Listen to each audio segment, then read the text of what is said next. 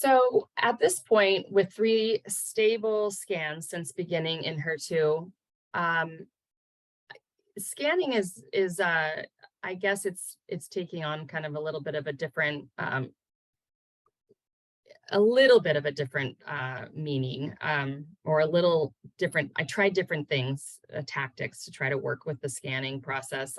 Every 10 weeks, the brain, every 10 weeks, bone, body. I mean, I wasn't getting concerned about the bone and the body, but now everything is scary. I want to stay in this place, and this place has finally given me just like a minute of like, cancer is always, there every day, but to have some stability, to have like the treatment, I found like a real pace in my life, like with my kids and with the things that I enjoy doing, and with treatment on how to wrap this all into um, just how I get to do my life. And every 3 weeks, mom goes and gets chemo. And, my 10-year-old has a picture of what that means, that I have these drugs. And it's like, I would love for this to stay, where I am forever. I understand enough to know that cancer probably isn't going to work like that, but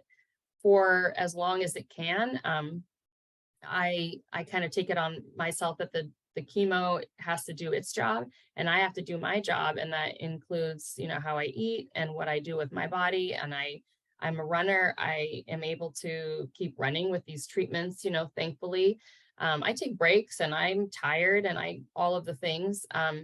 But I do have to find the way to like incorporate this treatment in my life. And, it didn't look like that a year ago. I couldn't have imagined having a life with metastatic cancer. I mean, I could barely say the word, much less, imagine living it.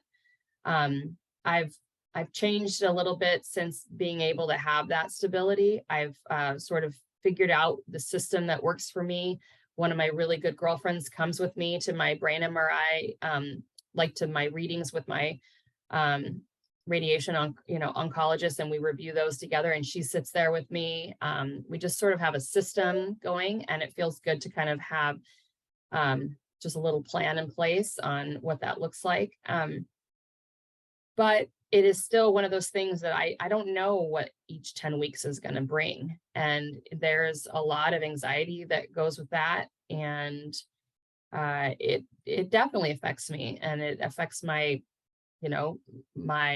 role in my family. I check out sometimes mentally. I can't necessarily always be there. And we have, the help that I don't always have to be there.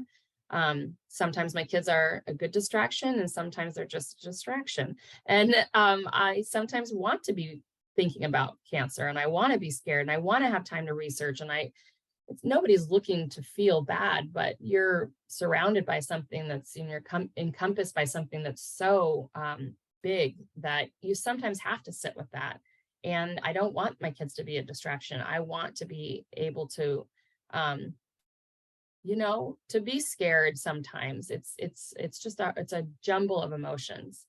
And at this point, I I hope every scan, for a while continues to be stable, and that I don't have to change treatments. Every treatment change, comes with its own set of challenges, and I'm not in the mood to do any new challenges right now.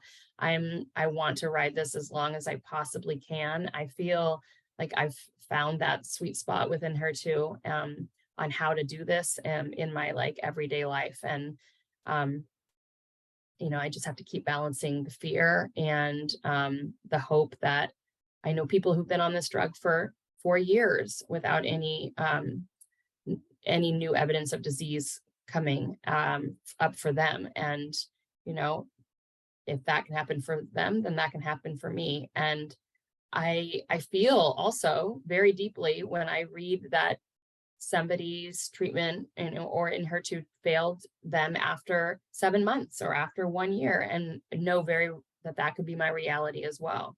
Um, so you have to just walk the fine line of having hope um, and also being realistic. So it's a very fine line, and you just have to do your best to stay the course.